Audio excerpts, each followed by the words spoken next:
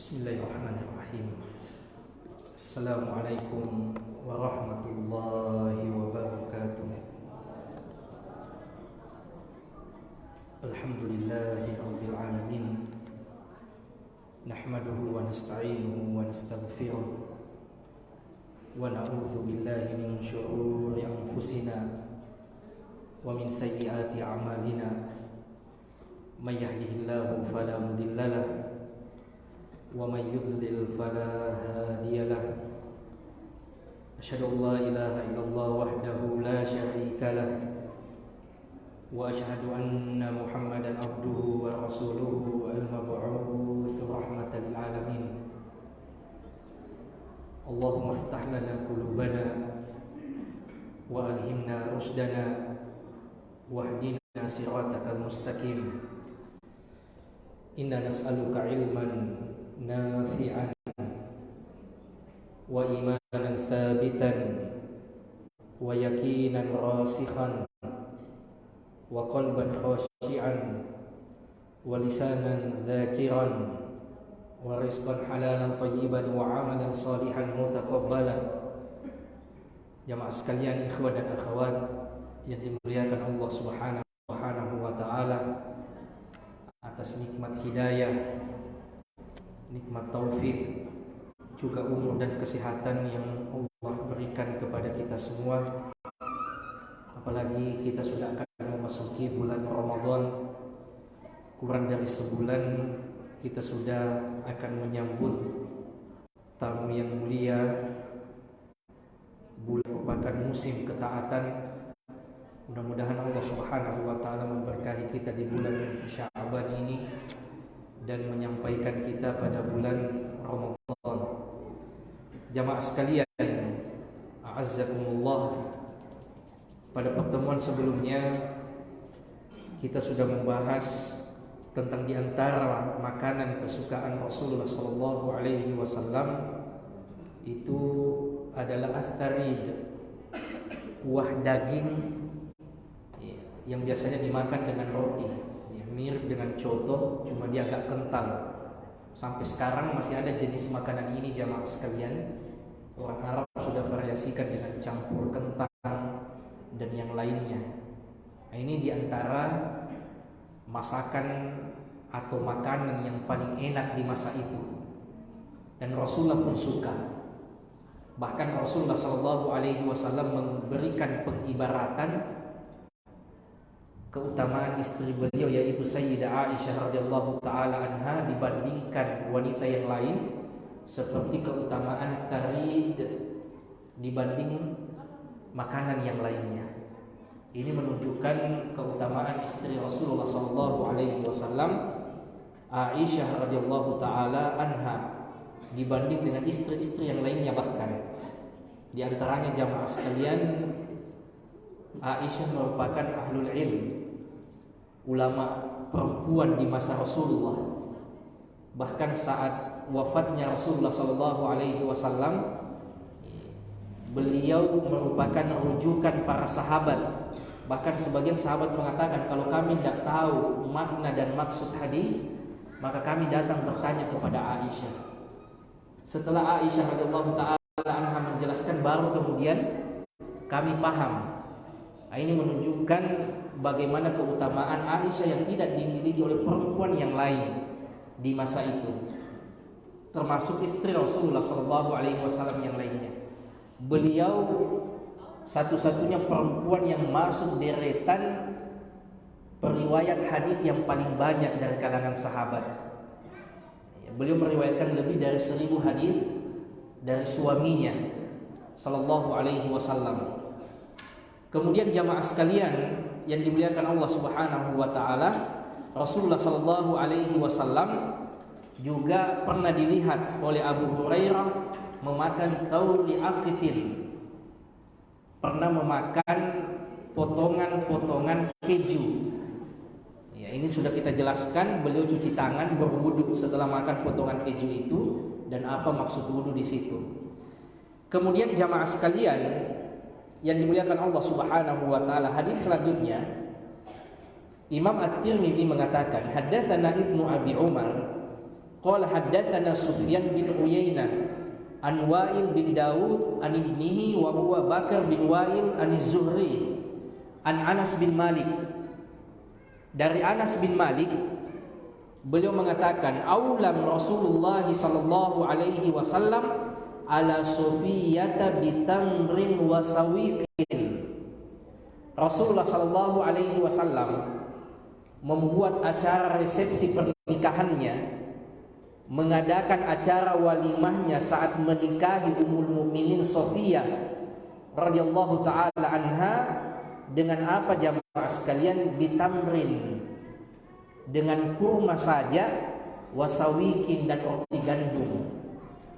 Ini betapa sederhananya walimahnya Rasulullah sallallahu alaihi wasallam.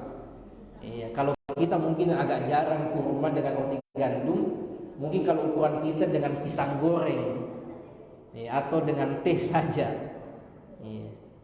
Karena jamaah sekalian, Rasulullah sallallahu alaihi wasallam menyebutkan wanita yang paling berkah itu yang mudah. Bukan maksudnya yang murah uang panainya, tapi mudah. Mudah ini relatif. Mudah bagi orang lain belum tentu mudah bagi saya. Tetapi secara umum, bagaimana Rasulullah sallallahu alaihi wasallam sangat sederhana sekali kalau perkara jamuan, perkara makanan. Sampai walimahnya hanya dengan kurma dan roti gandum saja, bukan rutop, tapi tamr, kurma kering. Itu kan ada rutop, yaitu yang paling bagus kualitasnya karena masih segar. Rasulullah biasa berbuka dengan itu, tapi acara walimahnya itu dengan tamr dan sawiq, dengan kurma dan roti gandum. Bahkan dalam riwayat di As-Sahih yang diriwayatkan oleh Imam Al-Bukhari, beliau menyebutkan walimahnya Rasulullah sallallahu alaihi wasallam itu aulam alaiha bihais. Hais itu diantara makanan kesukaan Rasulullah juga, itu kurma yang ditumbuk dicampur dengan gandum dan keju. Dulu di Masjid Nabawi masih biasa berbuka puasa dengan hais. Sampai sekitar mungkin tahun 2010 itu sudah dilarang masuk masjid, karena biasanya kalau orang makan itu bisa mengotori karpet. Semenjak 2010 itu dilarang lagi, jarang lagi yang buka puasa di masjid dengan hais. Tapi bisa nanti yang umroh, ikhwah dan akhwat, itu jadikan oleh-oleh umroh. Itu diantara makanan kesukaan Rasulullah sallallahu alaihi wasallam, hais. Aisyah pernah dapat hadiah. Dan Aisyah tahu bahwa Rasulullah senang betul makan hais, maka sengaja beliau simpan. Nanti keesokan harinya ketemu dengan Rasulullah bertanya apa ada yang bisa dijadikan sarapan. Aisyah kemudian memperlihatkan bahwa tadi malam ia mendapatkan hadiah hais. Ini bagus dicoba jamaah sekalian. Ini biasa memang dimakan sama roti kurma dicampur dengan gandum, tepung gandum sama keju ditumbuk. Biasanya dimakan dengan roti. Itu Rasulullah walimah dengan yang seperti itu jamaah sekalian. Dengan kurma, dengan roti gandum, dengan hais, betapa sederhana. Yang menjadi masalah kita jamaah sekalian, budaya kita ini, terutama kita di Sulawesi Selatan yang jadi sorotan, itu karena acara walimahnya itu harus meriah. Bahkan di kampung-kampung itu 1 pekan sebelum acara tetangga sudah tidak ada yang masak. Jadi tidak bisa memang kalau uang panainya sedikit. Karena tidak mungkin tuan rumah yang membiayai semua. Tetangga sudah tidak masak, keluarga-keluarga jauh sudah datang. Itu sepekan sebelum acara semua sudah kumpul biasa. Sudah bikin acara masak-masak dan seterusnya, belum pada hari Tidak dikatakan walimah, tidak dikatakan resepsi pernikahan kalau undangannya cuma 300 orang.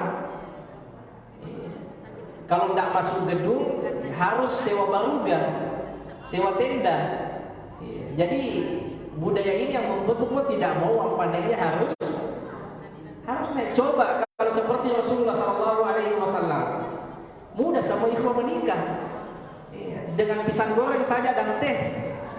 Seperti orang Jawa kan katanya seperti itu. Sederhana sekali. Belakang orang kemudian mau menerapkan hidup nikah di KUA saja, pulang makan pisang goreng sama ubi goreng yang sudah selesai. Itu kan intinya sebenarnya walimah itu untuk mengumumkan saja. Dan ini menjadi alasan bahwa sunnahnya memang menikah itu diumumkan, jangan sembunyi-sembunyi. Meskipun diumumkannya dengan pisang goreng, acara makan makan onde-onde. Yang penting orang tahu sudah menikah lagi Ustaz. Jangan sembunyi-sembunyi. Ya, karena itu sebenarnya tujuan walimah. Kata Rasul, aulim walau bisyah. Buatlah resepsi pernikahan meskipun dengan seekor kambing. Itu kan tujuannya untuk mengumumkan. Ya, jangan sembunyi-sembunyi yang hadir cuma mempelai sama saksi saja dan wali. Tidak ditahu ternyata ustadznya sudah menikah lagi. Nanti ditahu setelah meninggal. Datang istri keduanya, datang anaknya dan istri kedua, oh ternyata sudah lagi menikah. Ya, sunnahnya itu diumumkan. Ya, diumumkan. Meskipun dengan cara yang sederhana. Ya, ini juga ya, kembali ya, seharusnya budaya walimah itu disederhanakan. Ya, dulu sempat ya, kalau kita lihat di akhwat itu walimahnya sederhana, tapi belakangan ya mulai lagi terbawa dengan budaya harus di gedung, harus setiap undangan, harus pakai catering dan seterusnya. Akhirnya yang kasihan ikhwah juga ya, harus menyesuaikan dengan uang pandainya. Sementara Rasulullah SAW itu sangat sederhana sekali walimahnya, hanya makan kurma saja sama roti gandum, selesai. Nah, intinya kan orang tahu oh, Rasulullah sudah menikah lagi. Ada lagi salah seorang ummahatul mukminin bertambah, yaitu Sofia.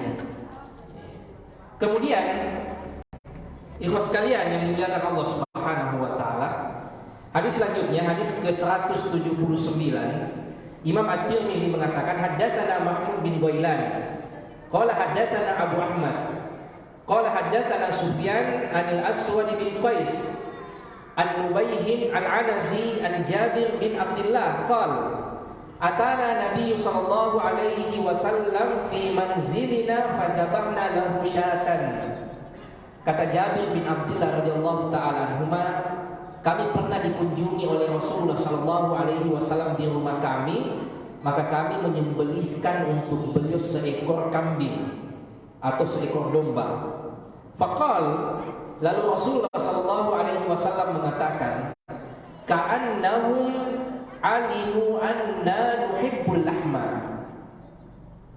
Kata Rasulullah kepada sahabatnya ini, seakan-akan Anda ini tahu betul bahwa kami ini suka makan daging kambing.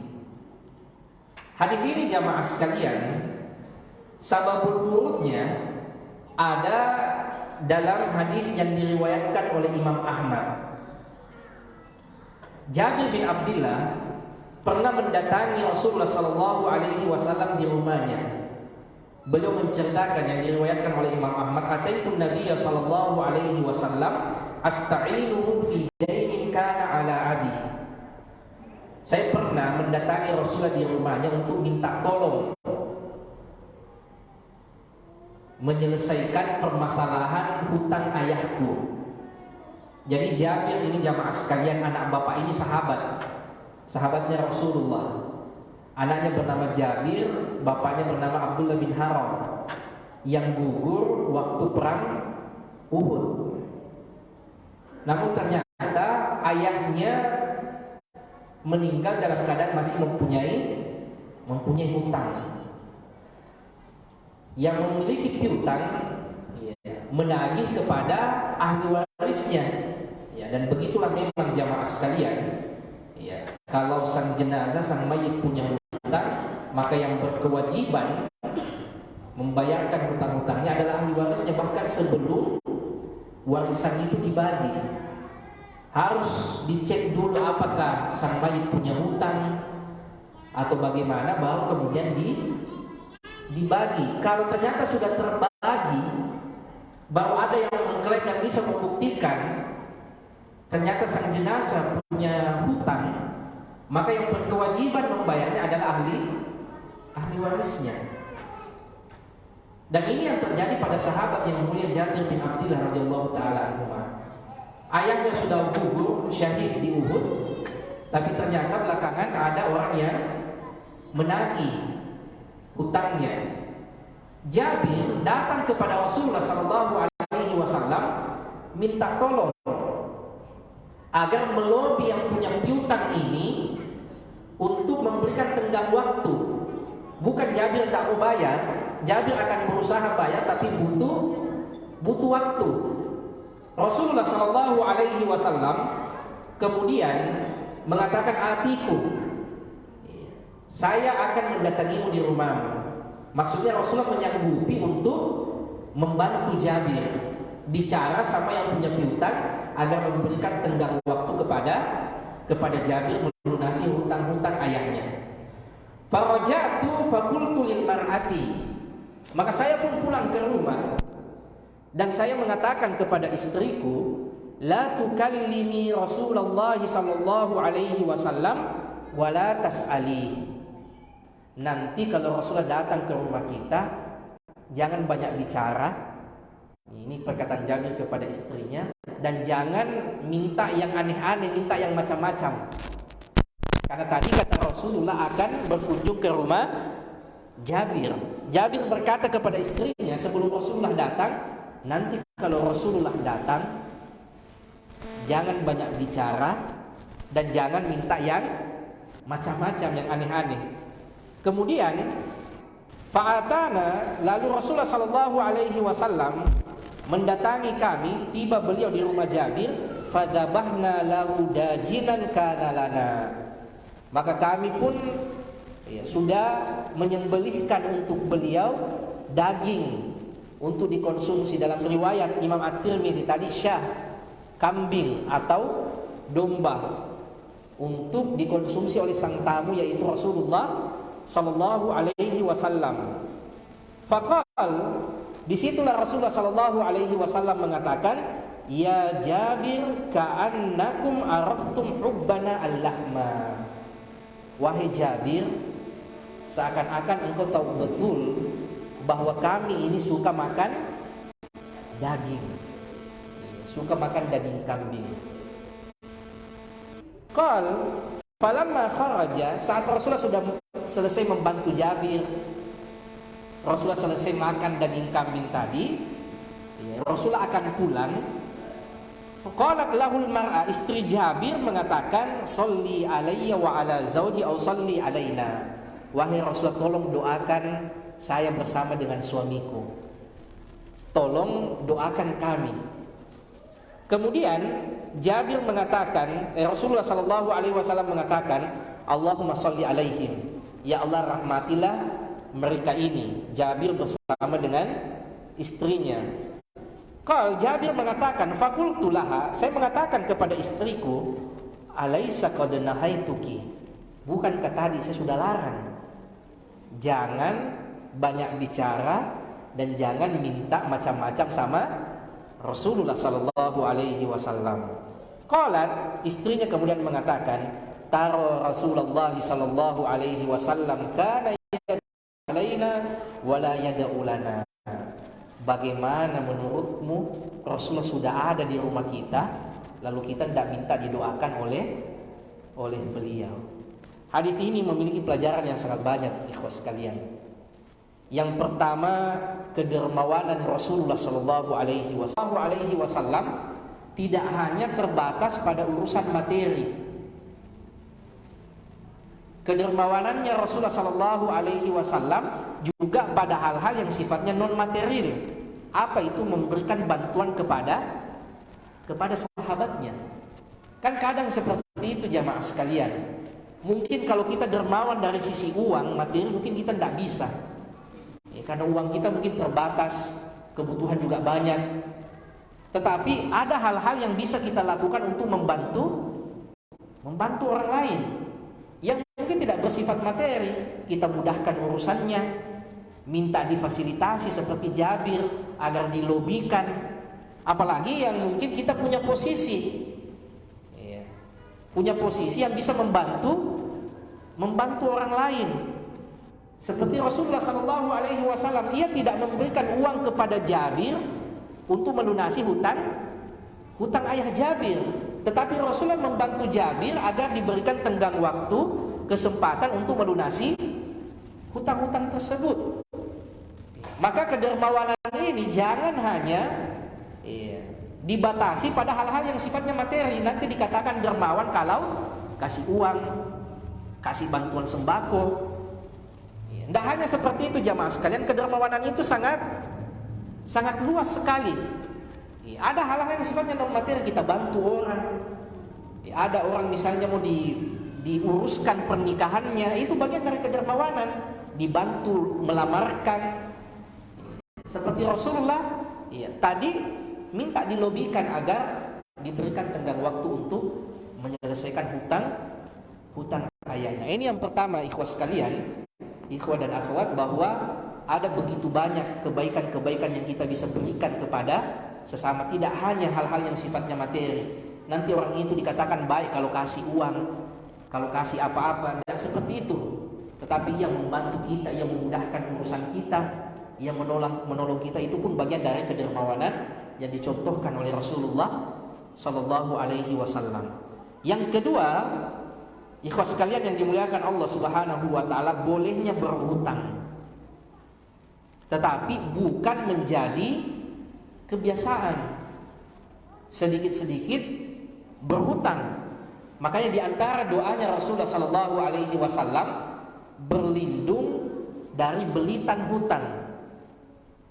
Kata Rasulullah Sallallahu Alaihi Wasallam dalam doanya, Allahumma inna na'udzubika, ya Allah kami berlindung kepadamu, salah satunya min ghalabatid dain, dari terlilit hutang, dari dikalahkan oleh hutang. Karena ada orang kadang seperti itu ikhwas sekalian, selesai hutang yang satu bikin lagi hutang yang lain, sehingga hidupnya itu habis untuk memikirkan hutang, apalagi dipakai bayar besok ini. Selesai cicilannya yang satu, buat lagi cicilan. Padahal itu kan hutang. Dan ini doanya Rasulullah SAW agar dihindarkan dari hidup yang seperti itu. Orang yang berhutang itu akan terhina di mata manusia yang lain. Malu ketemu. Kemudian hidup juga tidak tenang, apalagi dipakai bayar besok. Kecuali memang dalam kondisi yang memang mengharuskan kita berhutang, seperti ayah Jabir, Abdullah bin Haram radhiyallahu taala anhu. Ternyata beliau syahid sebelum membayar hutangnya. Ada anaknya yang akhirnya komitmen untuk membayar hutang tersebut. Mungkin sebagian kita berada dalam kondisi yang berat, mengharuskan kita berhutang, ya mau tidak mau, itu boleh.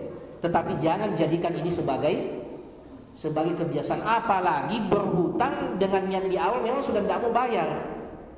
Ada di antara watak yang buruk seperti itu, berhutang memang tidak mau bayar, terkenal suka utang dan lupa dengan utangnya. Rasulullah Sallallahu Alaihi Wasallam bahkan tidak mau menyolati orang yang terbelit dengan hutang. Kalau urusannya dengan hanya sebatas urusan dunia sudah selesai, mungkin jadi sederhana jamaah sekalian. Tapi ini kan menyangkut masalah akhirat kita. Orang itu tertunda, terhalang masuk surga gara-gara hutangnya. Makanya Rasulullah Sallallahu Alaihi Wasallam luar biasa, beliau membantu Jabir, berikan tenggang waktu kepada Jabir untuk melunasi hutang ayahnya, apalagi juga ayahnya syahid. Dan yakin ia berhutang pun dalam kondisi memang yang mengharuskan ia berhutang. Kemudian jamaah sekalian, Rasulullah Sallallahu Alaihi Wasallam dengan ketawaduannya, beliau yang menolong orang lain, beliau juga yang mendatangi rumahnya. Rasulullah kan bisa saja menyebutkan panggil nih itu yang punya piutang ke rumah, nanti kita bicarakan di rumah. Tapi kata Rasulullah, tidak, hatikum, saya akan datangi rumahmu, ketemu dengan orang yang punya piutang itu. Ini kan luar biasa sekali jamaah sekalian. Sudah beliau yang tolong orang, beliau juga yang datangi. Ini saking ihsannya, saking luar biasanya Rasulullah berbuat baik kepada sahabatnya. Dan sahabat pun tahu caranya bagaimana menjamu tamunya, apalagi tamunya ini adalah Rasulullah Sallallahu Alaihi Wasallam. Orangnya punya hutang, tapi yang datang Rasulullah sengaja ia potongkan kambing, sembelihkan untuk Rasulullah kambing sebagai bentuk jamuan jamuan untuknya. Dan ia berpesan kepada istrinya, jangan lagi dibikin repot Rasulullah, jangan banyak bicara, jangan minta macam-macam. Rasulullah sudah datang ke kita, itu sudah luar biasa sekali. Kasihan Rasulullah, jauh-jauh datang ke rumah kita, capek-capek datang ke rumah kita. Jangan lagi banyak tanya, jangan banyak minta. Kayaknya Jabir memang tahu kalau wanita itu biasanya banyak komentarnya, banyak permintaannya. Makanya sejak awal dia sudah bilang ke istrinya, nanti kalau Rasulullah datang jangan banyak komentar, jangan minta yang macam-macam. Rasulullah Shallallahu Alaihi Wasallam datang dalam keadaan sudah dijamu dengan kambing. Nah, ini bentuk adab dan akhlak bagaimana memuliakan tamu. Kadangkala harus sesah untuk menjamu tamunya. Begitulah dahulu para salaf. Jabir punya hutang, tapi yang mau datang ini Rasulullah harus dijamu baik-baik. Sengaja ya sembelikan kambing. Dan Rasulullah pun tahu berterima kasih, tahu menghargai usaha orang lain. Rasulullah Sallallahu Alaihi Wasallam memuji tuan rumah dan memuji hidangannya. Apa kata Rasulullah? Seakan-akan, wahai Jabir, engkau tahu betul kalau saya ini suka daging kambing. Ini kan membahagiakan tuan rumah. Kan kita senang kalau apa yang kita persembahkan kepada orang lain itu dihargai. Oh, ini memang yang kami cari-cari. Alhamdulillah ternyata ketemu di sini. Sudah lama saya makan kambing, ternyata di rumahnya Fulan atau Ustadz Fulan baru kita ketemu. Itu kan senang orang. Di samping kemudian ia memuji apa yang dihidangkan. Dan ini yang melekat sekali pada karakter Rasulullah Shallallahu Alaihi Wasallam. Itu beliau selalu memuji makanan, mau yang mewah, yang enak seperti kambing, farid atau yang lainnya, ataupun yang sederhana seperti hanya cuka, hanya roti kering. Rasulullah Shallallahu Alaihi Wasallam tetap memuji makanan. Dan ini yang membedakan Rasulullah Shallallahu Alaihi Wasallam dengan orang-orang yang mengklaim zuhud dengan cara berlebih-lebihan.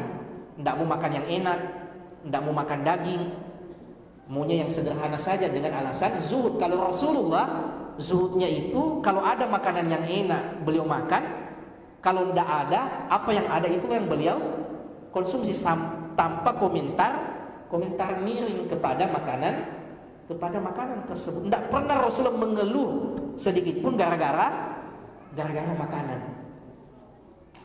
Bahkan tidak ada makanan sekalipun Rasulullah Shallallahu Alaihi Wasallam tidak pernah mengeluh. Hadis yang sering kita sampaikan, kata Rasulullah, idan ini soy, kalau begitu saya berpuasa saja. Nah, pas datang di rumahnya Jabir, ternyata hidangan enak yang menunggu.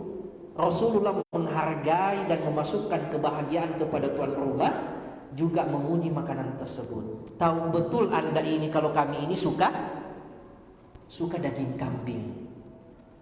Rasulullah Sallallahu Alaihi Wasallam ini memang diantara kesukaan beliau, daging kambing, terutama pahanya.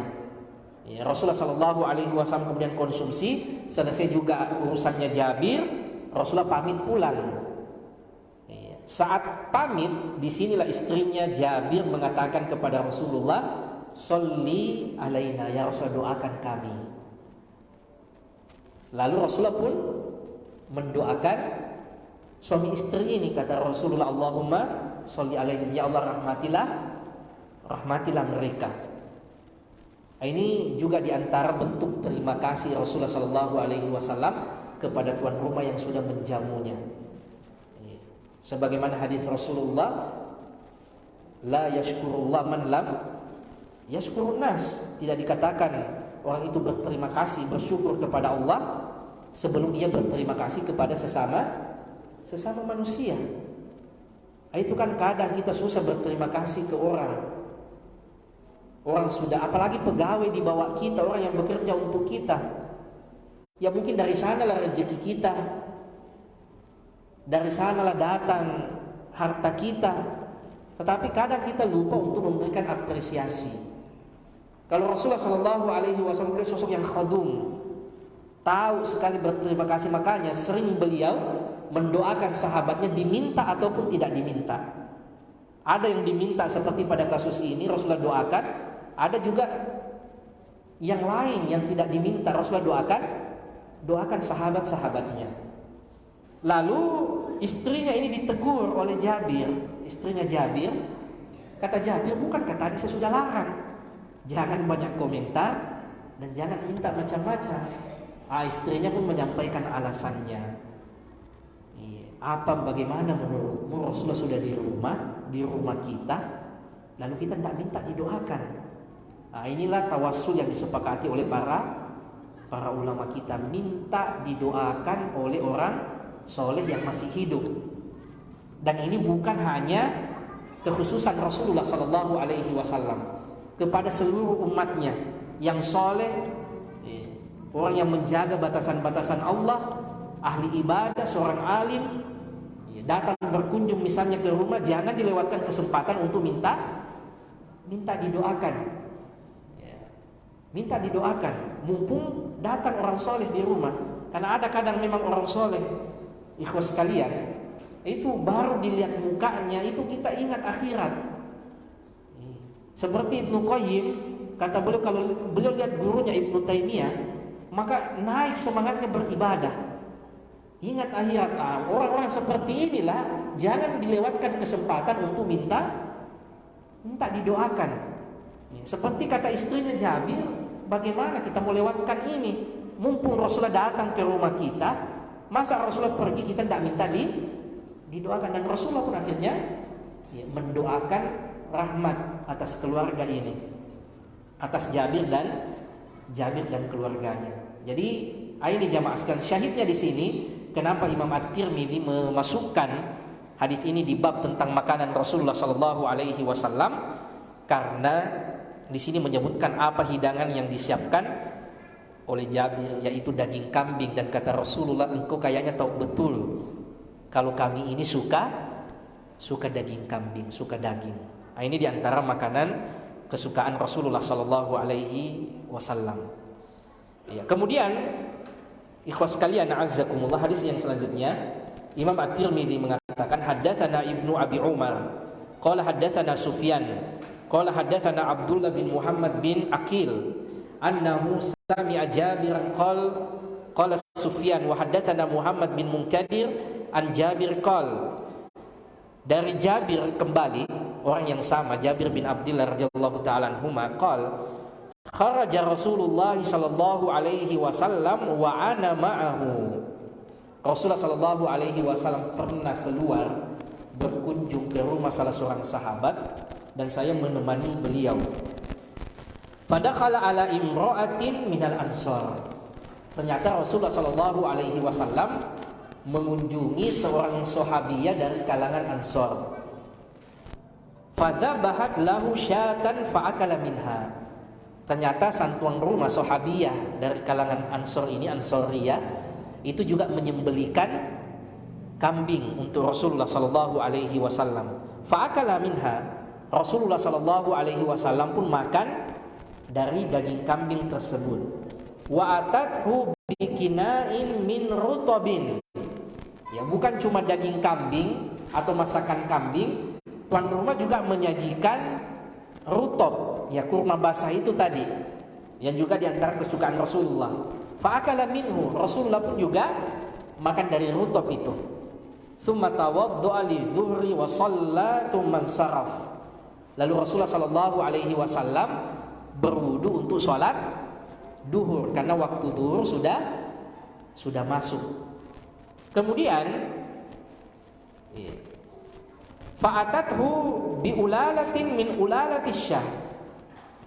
Dipanggil kembali Rasulullah sallallahu alaihi wasallam untuk melanjutkan makan setelah sholat duhur dengan sisa hidangan kambing tadi. Lalu Rasulullah sallallahu alaihi wasallam fa'akal. Rasulullah pun juga tetap memenuhi dengan itu untuk makan kembali setelah selesai sholat duhur. Kemudian masuk sholat asar, shallal asar walam yatawaddo, dan Rasulullah sallallahu alaihi wasallam sholat asar setelah masuk waktu asar dan tidak berwudu lagi. Ini jamaah sekalian, hadis dari Jabir ini memberikan Pelajaran bagi kita yang pertama, di antara kebiasaan Rasulullah saat menjadi kepala negara itu senang memantau keadaan rakyatnya langsung. Apa yang terjadi dengan rakyatnya, apa kebutuhannya dan seterusnya. Dan kebetulan pada saat itu didampingi oleh Jabir. Ia mengunjungi seorang sahabiah dari kalangan Ansor. Ya, orang ini menyambut Rasulullah, menjamu Rasulullah dengan menyembelih seekor kambing. Ya, selesai makan atau sementara makan, ya, masuk waktu duhur. Ya, Rasulullah selesaikan makannya kemudian pergi sholat. Selesai sholat diundang lagi untuk lanjutkan makan, atau makan kali yang kedua. Rasulullah pun memenuhi undangan tersebut. Ini dalil bolehnya kita makan 2 kali dalam satu waktu. Ya, bukan sesuatu yang haram. Ya, apalagi kalau dipersilahkan sama tuan rumah untuk tambah.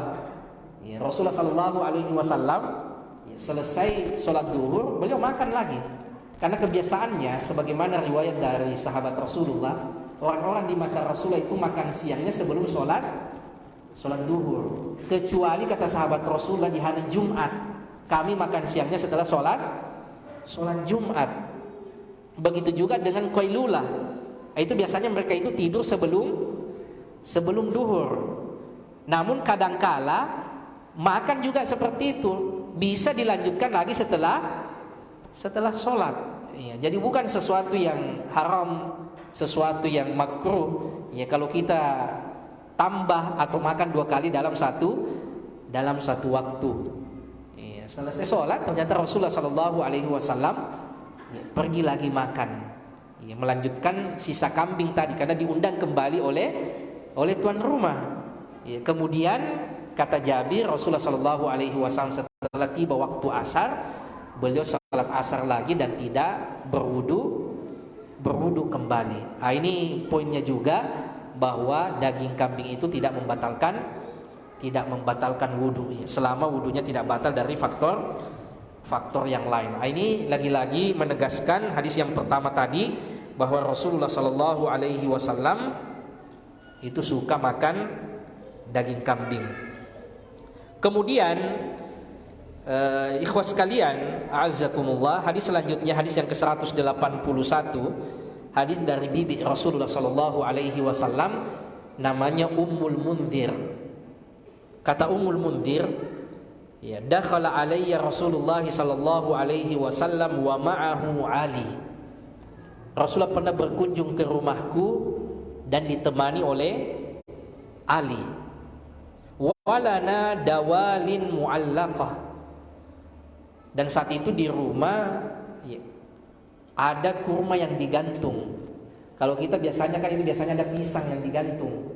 Ya, kalau orang Arab kurma, ya, kurma itu digantung di rumah, itu biasanya diambil, dicabut untuk dimakan. Nah, itu namanya dawal mu'allaqah. Qalat faja'ala Rasulullah sallallahu alaihi wasallam ya'kulu wa ali ma'ahu ya'kul. Lalu Rasulullah pun makan dari kurma yang digantung itu bersama dengan Ali. Lalu Rasulullah sallallahu alaihi wasallam mengatakan kepada Ali, "Mahya Ali, fa innaka nakihun." Cukup wahai Ali, cukup makan kurmanya, karena engkau ini baru sembuh, baru pulih dari sakit.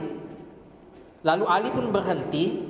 Fajalasa Ali wan Nabi sallallahu alaihi wasallam ya'kulu. Maka Ali berhenti dan Rasulullah sallallahu alaihi wasallam tetap makan buah kurma tersebut.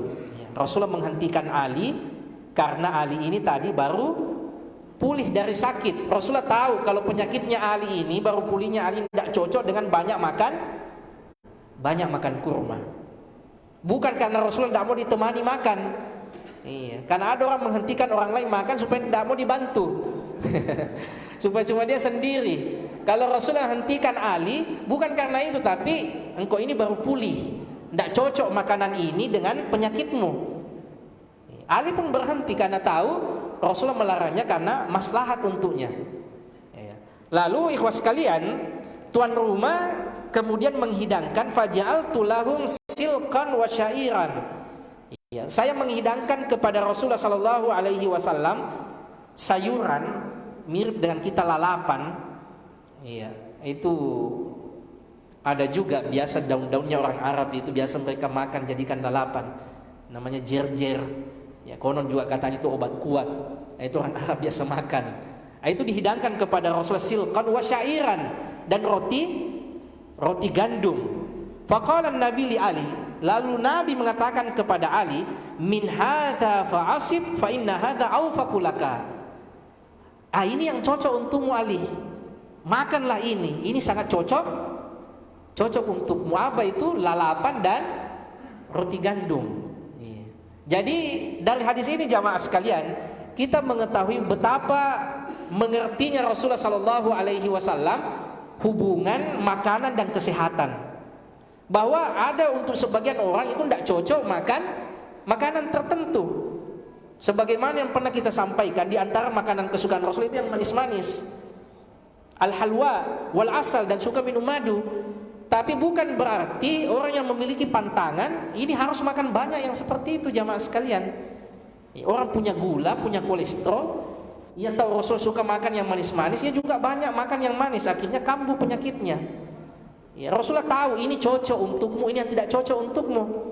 Makanya ia tegur Ali, cukup wahai Ali, engkau ini baru pulih. Dan sepertinya makanan yang dimakan Ali yaitu kurma tidak cocok dengan penyakitnya, karena Rasulullah tahu. Dan ini untuk kemaslahatan sahabatnya, dan ini juga menjadi dalil untuk kita menjaga pantangan makanan. Ya, kalau sudah ada pantangan itu dijaga. Ya, jangan karena faktor menginginkan memuaskan keinginan, apalagi dengan alasan sunnah makan ini, itu akhirnya bisa kambuh penyakit. Rasul suka makan daging kambing, padahal dia punya tekanan darah tinggi. Akhirnya jadi penyakit, punya kolesterol dan seterusnya. Rasulullah tegur Ali, cukup wahai Ali, engkau baru pulih. Pas yang dihidangkan cocok untuk kesehatannya Ali, yaitu gandum dan lalapan, banyak seratnya, cocok untuk pemulihan. Maka kata Rasulullah, ini Ali cocok untukmu. Ini yang munasib, ini yang sesuai untukmu. Maka mereka pun memakannya jamaah sekalian. Ini menunjukkan bahwa Rasulullah SAW juga perhatian masalah kesehatan.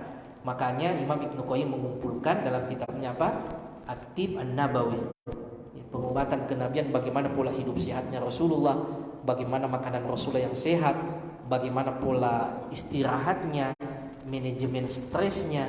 Itu kan yang kurang dari kita jamaah, yang semua penyakit rata-rata dari situ. Dari makanan yang tidak terjaga, tidur yang tidak teratur, kemudian pikiran yang tidak termanage.